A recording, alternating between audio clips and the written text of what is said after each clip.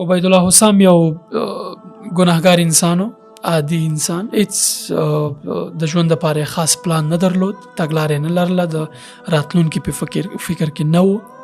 بالاخره یوه ورځ ستونزو را چاپېر کو، ډېر پخوا حالات پې ترینګلي شو، اندېښمن شو راتلونکي ته، د خپل ځان په اړه چې بالاخره دا اوس څه ژوند شو، دا څه شو، مشکلاتو کې راګیر.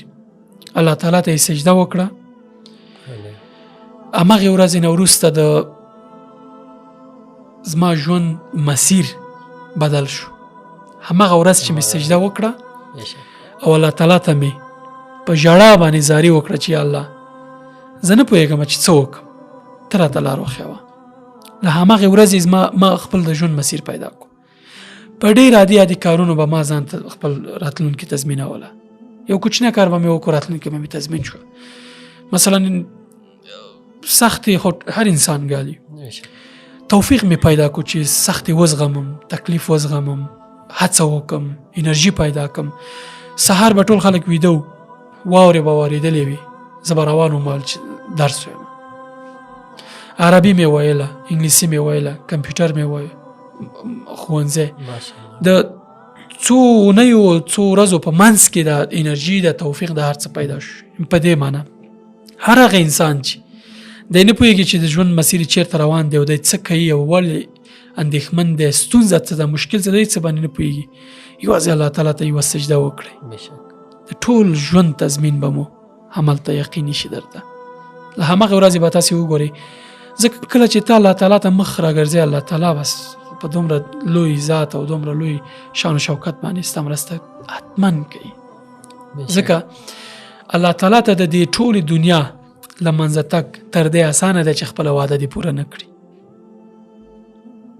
ومن یتق الله یجعل له مخرجا ویرزقه من حیث لا یحتسب ومن یتوکل علی الله فهو حسبه. ځکه دا د الله تعالی وعدې دي او د الله تعالی وعده تریلیونونه وارې یقیني ده چې پوره کېږي.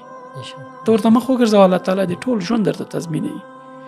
یعنې له همغه ورځې چې ما الله تعالی ته مخ ورګرځولی او په الله تعالی مې توکل کړی دی، له هغې ورځې ما تر ننه پورې بده ورځ په ژوند کې نه ده لیدلې. او دا شاید ډېر جالبه وي خلکو ته. مشکلات واړه واړه راځي، تر ټولو مهم شی دا ده چې زړه مې اطمینان پیدا کړی، د انسانانو نه بې پروا شوی یم، الله تعالی ته فقیر شوی یم. هره ستونزه چې مې الله تعالی سره شریکوم، زما مالک دی، هغې راته حلوي.